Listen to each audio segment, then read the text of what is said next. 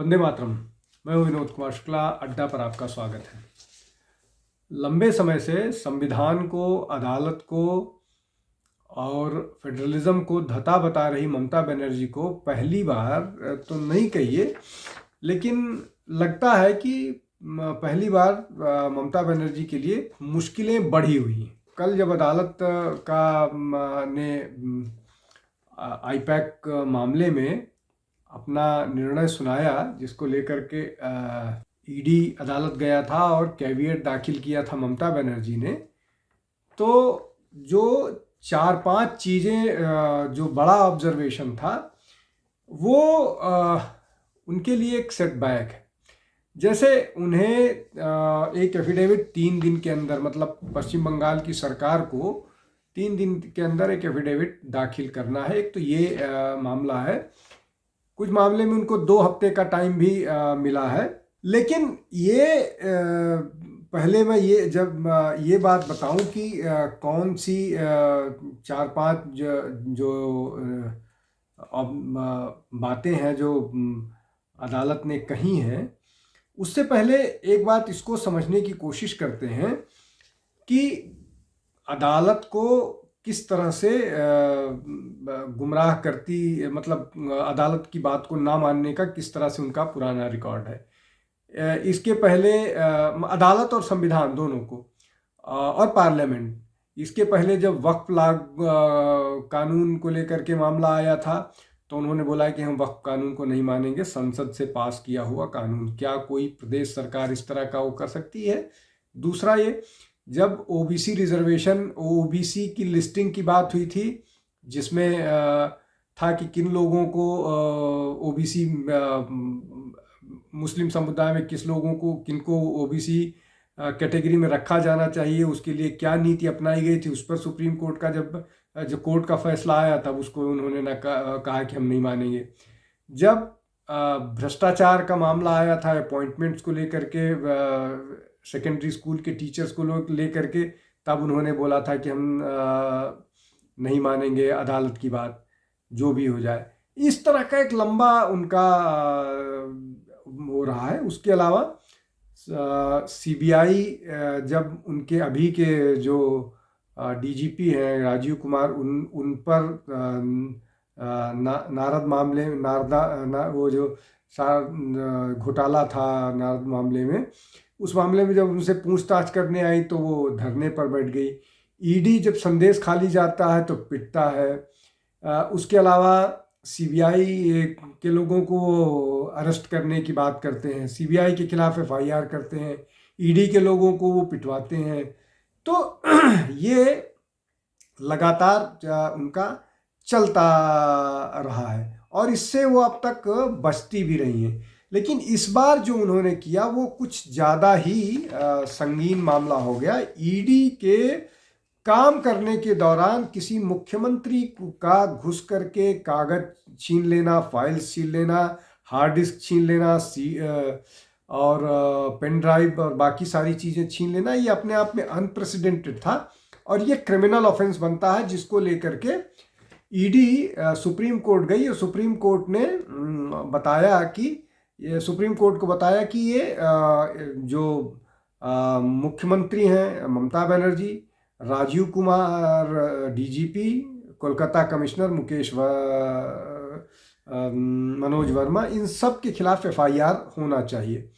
इसको लेकर के कोर्ट का अपना जो ऑब्जर्वेशन आया है वो एक एक करके बताने की कोशिश करता हूँ। इस बीच एक और बात समझ लीजिए कि जो 2 वकील हैं देश के, बड़े वकील, जो हर मामले में वो ऐसा हर मामला जो देश के इंटरेस्ट के खिलाफ जाता हो वहाँ पर उनको वो पहुँच जाते हैं। उन्होंने इसको एक बार फिर चुनाव से जोड़ने की कोशिश की, जिस पर उनको लताड़ पड़ी। अब इसको मैं एक और उदाहरण दे देता हूँ। 2019 के चुनाव के ठीक पहले उन्होंने राम मंदिर की सुनवाई को लेकर के बोला था कि नहीं, राम मंदिर की सुनवाई 2019 के चुनाव के बाद होना चाहिए, इसलिए कि चुनाव आ रहे हैं और इसका चुनावी फायदा नुकसान हो सकता है, इसका चुनाव पर प्रभाव हो सकता है।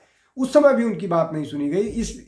ये आदतन हर चीज़ को चुनाव से जोड़ते हैं अब इसमें निश्चित तौर पर इस तरह के मुकदमे में अच्छा पैसा मिलता है, तो चाहे हारे चाहे जीते, फीस मिलती है, तो तर्क रखने की कोशिश करते हैं, कई बार उनको सफलता भी मिलती है। खैर, इस बार फिर उनको सफलता नहीं मिली, लेकिन उन्होंने जो अदालत का ऑब्जर्वेशन है उनमें सबसे महत्वपूर्ण बात है कि जो ईडी ने आरोप लगाया है कि सीसीटीवी फुटेज को डैमेज कर सकते हैं, वो जो है प्रूफ के काम के लिए ज़रूरी है। अब एक और बात समझ लीजिए, आरजी कार जो रेप केस था, उस मामले में भी भीड़ तंत्र आकर के, जैसे इस बार ममता बनर्जी खुद गई और उन्होंने सारे प्रूफ लेकर के गायब हो गई, वैसे ही आरजी कार के मामले में भीड़ आई और जो घटनास्थल था उसको डिस्ट्रॉय कर दिया पूरी तरह से, और उसके बाद उसको रीबिल्ड भी सरकार ने कर दिया। तो जहां सबूत थे, सारे सबूत मिटा दिए। एक ये मामला। दूसरा ये कि अदालत ने कोर्ट को, सरकार को, पश्चिम बंगाल सरकार को नोटिस दिया है कि इस मामले में जवाब दें। इसके अलावा एक और नोटिस है जो पुलिस को है। पुलिस में राजीव कुमार, मनोज वर्मा और बाकी और पुलिस के बाकी अधिकारी, इनको जवाब दिया है। उसके अलावा जो ईडी के खिलाफ एफआईआर है उस पर स्टे कर दिया है। तो ये इस तरह की कुछ चीज़ें हैं जो महत्वपूर्ण है, जिसको समझना चाहिए। अब ये जो कुल मिलाकर के मामला है, पूरे प्रकरण में जो 4-5 या 6 चीज़ें निकल करके आई हैं, उनमें ये सारी चीज़ें तो ही हैं। इसके अलावा 2 हफ्ते के अंदर इस पूरे मामले में रिस्पॉन्स जो है वो सरकार का जमा मतलब वो कोर्ट को बताना है। तो कोर्ट जो है फिर उस पर सुनवाई करके आगे की क्या जो है आगे क्या इस मामले में निर्णय किया जाना है, वो मैंने पहले बताया कि सीसीटीवी फुटेज जो है उसको प्रोटेक्ट करना है, प्रिजर्व करना है।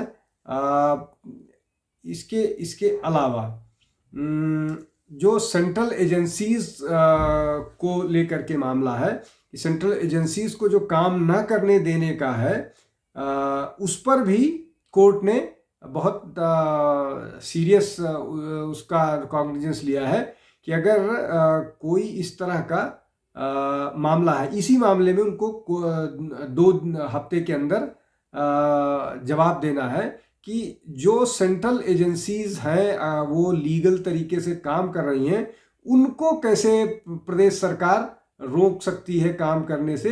तो ये एक कॉन्स्टिट्यूशनल क्राइसिस पैदा करने की कोशिश है की गई है, जो ममता बनर्जी की सरकार लगातार करती रही है, हमेशा से इस तरह का काम करती रही है। अब इसमें जो ईडी के इन्वेस्टिगेशन को लेकर के है, ईडी के इन्वेस्टिगेशन जो है वो कोर्ट मैंडेटेड था। मतलब इसमें ऐसा कुछ मामला नहीं था कि अचानक किया गया, ये कोर्ट मैंडेटेड पूरा का पूरा मामला था। उसके बावजूद इस तरह से सरकार ने किया, और उसके अलावा ये इतना सब करने के बाद, जिसको बोलते हैं उल्टा चोर कोतवाल को डांटे, वो करते हुए विरोध भी करना शुरू कर दिया। सड़क पर लोगों को जमा कर लिया और रैली और प्रदर्शन शुरू कर दिया। ये अपने आप में जो है मामला, ये बताता है कि किस तरह से पश्चिम बंगाल में सारे मतलब चाहे कानून हो, चाहे संवैधानिक परंपरा हो, चाहे केंद्र